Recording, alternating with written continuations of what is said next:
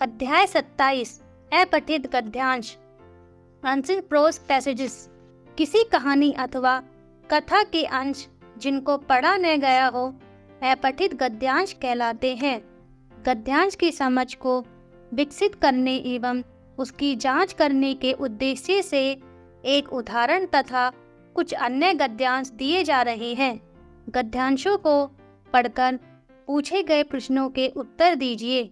उदाहरण: red cross की स्थापना को 100 वर्ष से भी ऊपर हो गए हैं। 1859 ईस्वी में इटली में सोल्फरीनो की लड़ाई में घायल सैनिकों की दर्दनाक हालत देखकर जिया हेनरी ड्यूरेंट नामक स्विट्जरलैंड निवासी एक बैंकर को इसके लिए प्रेरणा मिली। ड्यूरेंट ने युद्ध में घायल सैनिकों की देखभाल के लिए एक संस्था बनाने का निश्चय किया। उसे लगा कि सैनिक चाहे किसी भी पक्ष के हों, उनकी चिकित्सा अवश्य होनी चाहिए। ड्यूरेंट ने इसी उद्देश्य से 1864 ईस्वी में स्विट्जरलैंड के जेनेवा नामक नगर में एक समिति बनाई।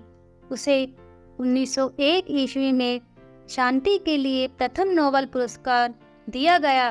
रेड क्रॉस का झंडा, जिसमें सफेद पृष्ठभूमि पर लाल क्रॉस बना है, स्विट्जरलैंड के झंडे का उल्टा है। गद्यांश 1 थगंक कलाकृतियां आध्यात्मिक सोच का साकार सुंदर रूप है। इनका सीधा संबंध बौद्ध धर्म से है।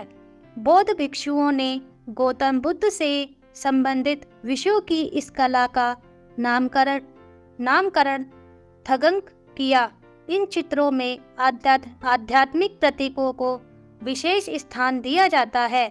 इन्हें सफेद कपड़े पर बनाया जाता है।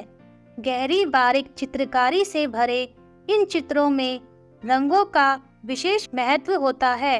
श्वेत शांति तथा सुनहरा नवजीवन, आनंद और निर्वाण का द्योतक होता है। लाल रंग प्रेम और द्वेष दोनों की पराकाष्ठा का, तो काला रंग क्रोध, पीला रंग अनुकंपा तथा हरा रंग चेतना और बोध का प्रतीक होता है। रंग योजना के कारण ये चित्र भावनाओं की साकार अभिव्यक्ति होते हैं। इन रंगों की खास बात यह है कि ये सभी प्रकृति से प्राप्त खनिज और वनस्पति से तैयार किए जाते हैं। गद्यांश 2 संसार में लिपियों का आविष्कार पहले हुआ, कागज का बाद में। फिनलैंड के लोगों ने मौखिक शब्दों को लिखित अक्षरों का रूप देकर पहली क्रमबद्ध वर्णमाला का आविष्कार किया। उन्होंने यह कारनामा ईसा से 1500 साल पहले कर लिया था। इसे सबसे पहले यूनानियों ने अपनाया।